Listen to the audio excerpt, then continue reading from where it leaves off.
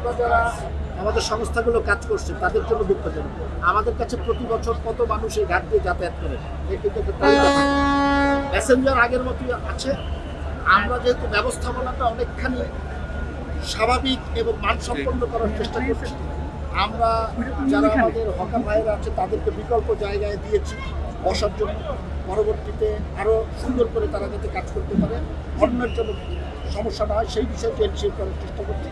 এবং এখানে শুধু যাত্রীরাই চলাফেরা করছে, অন্য কেউ নেই দেখে পরিবেশটা ভালো, বাট এইটাকে যদি কেউ প্যাসেঞ্জার নেই বলে অভিহিত করে সেই বিষয়টি যাত্রীদের কাছ থেকে অভিযোগ পাওয়া যাচ্ছে যে তারা মানে লঞ্চ কর্তৃপক্ষ সরকার নির্ধারিত যে বাড়তি ভাড়া আদায় করছে, এ ব্যাপারে আপনার কতটা কনসার্ন? আপনার কাছে কেউ অভিযোগ করলে আমার কাছে আপনি করবেন, নির্দিষ্ট অভিযোগ করবেন। এখানে বাড়তি ভাড়া নেওয়ার কোনো সুযোগ নেই।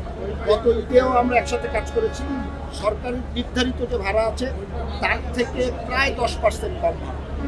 কারণ আপনারা জানেন অনেক সময় এটাকে রাউন্ড ফিগার করতে হয়, কারণ বাড়তি টাকা পাওয়া যায় না।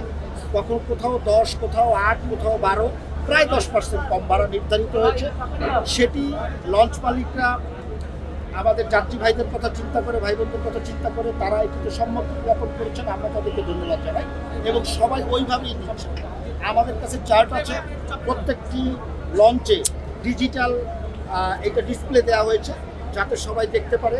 আমরা চার্ট মিলিয়ে দেখছি, প্যাসেঞ্জারদেরকে মাইকিং করে বলে দেওয়া হচ্ছে, সব ধরনের ব্যবস্থাপনা হচ্ছে। আশা করি বাড়তি ভাড়ার কোনো অভিযোগ কেউ এখন পর্যন্ত করে নাই, গত ঈদেও করে নাই। আমি আপনাদের সাথে ছিলাম, এবারও ইনশাল্লাহ থাকবো। আশা করি বাড়তি ভাড়ার বিষয়টা সড়কটির বিষয়টা দেখেন, এইটা নৌ পরিবহন মন্ত্রণালয় বিআইডব্লিউটি তার একটি অধিদপ্তর সংস্থা হিসাবে কাজ করে। সড়কে প্রকৃতপক্ষে আমাদের সড়ক, সেটা সড়কের কাছে থাকবে। এই টার্মিনাল এবং নদী সংশ্লিষ্ট যতটুকু জায়গা আমাদের জাহাজ পরিবহনের কাজে লাগে ততটুকু বিআইডব্লিউটি এর আন্ডারে আছে এবং সেটি থাকবে, সেটিকেই সুষ্ঠুভাবে তারা পরিচালনা করবে। রাস্তার যে বিষয়টি সেটি সড়ক বিভাগ, আমাদের বাংলাদেশ পুলিশ এবং সিটি কর্পোরেশন তারা যৌথভাবে ব্যবস্থাপনায় আছে, তারা সেই দায়িত্বটি পালন করবে। আপনি টার্মিনাল এবং নদী এবং টার্মিনাল সংশ্লিষ্ট যে জায়গাটুকু আছে সেখানে আমরা আমাদের রাজীব ভাই, গত ঈদের তুলনায় এবারের নৌপথে ঈদযাত্রা কোন কোন দিক দিয়ে ব্যতিক্রম একটু যদি বলেন। সকল দিক থেকে আমরা বিকল্প ঘাট তৈরি করেছি। আমরা টার্মিনালগুলো দেখতে পাচ্ছেন, পরিষ্কার পরিচ্ছন্নতা, এখানে সর্বোচ্চ পরিষ্কার পরিচ্ছন্নতা ব্যবস্থাপনাটা রয়েছে।